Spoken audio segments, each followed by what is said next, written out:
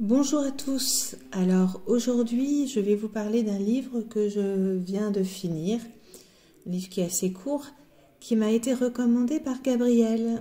Et effectivement, merci Gabriel, parce qu'effectivement, c'est un très joli livre. Donc ce livre s'intitule Les Gratitudes. C'est un livre de Delphine de Vigan, un livre assez court. L'écriture est simple, mais pas simpliste. C'est simple et c'est juste. Donc, comme Gabriel, je vous le recommande aussi. Je vais vous lire le début du livre pour que vous voyez si c'est quelque chose qui pourrait vous intéresser. Donc là, je vérifie que vous puissiez bien voir le texte. Voilà, donc là, normalement, vous le voyez bien. Vous êtes-vous déjà demandé combien de fois par jour vous disiez merci? Merci pour le sel, pour la porte, pour le renseignement. Merci pour la monnaie, pour la baguette, pour le paquet de cigarettes. Des merci de politesse, de convenance sociale, automatique, mécanique, presque vide. Parfois omis.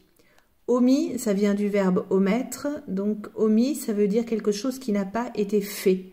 Donc des merci parfois omis, ça veut dire des merci qui n'ont pas été dits. Ils ont été omis. Donc parfois omis. Parfois exagérément souligné. Merci à toi, merci pour tout, merci infiniment, grand merci. Des merci de profession. Merci pour votre réponse, votre attention, votre collaboration. Vous êtes-vous déjà demandé combien de fois dans votre vie vous aviez réellement dit merci? Un vrai merci. L'expression de votre gratitude, de votre reconnaissance, de votre dette. À qui? Au professeur qui vous a guidé vers les livres? Au jeune homme qui est intervenu le jour où vous avez été agressé dans la rue? Au médecin qui vous a sauvé la vie?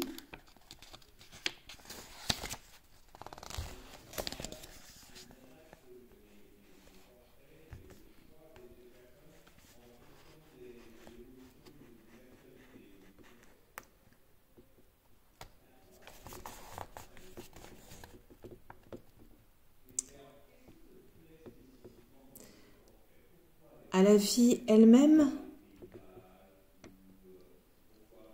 Aujourd'hui, une vieille dame que j'aimais est morte. Je disais souvent, je lui dois énormément, ou peut-être que sans elle, je ne serais plus là. Je disais, elle compte beaucoup pour moi.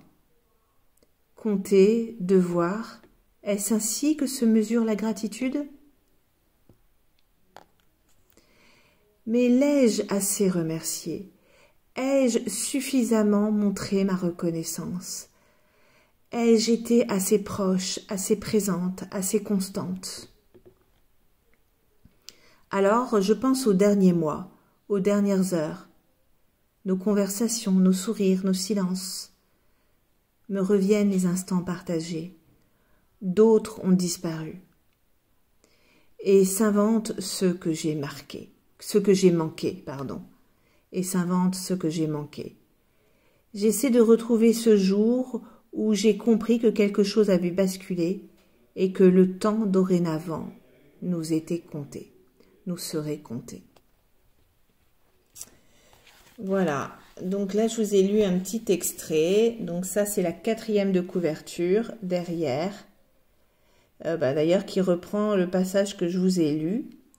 Donc c'est vraiment un joli livre que je vous conseille. La seule difficulté que vous pourrez avoir, c'est que dans l'histoire, il y a une personne âgée qui s'appelle Mishka et qui a des problèmes d'aphasie. Donc elle confond les mots, elle dit un mot pour un autre.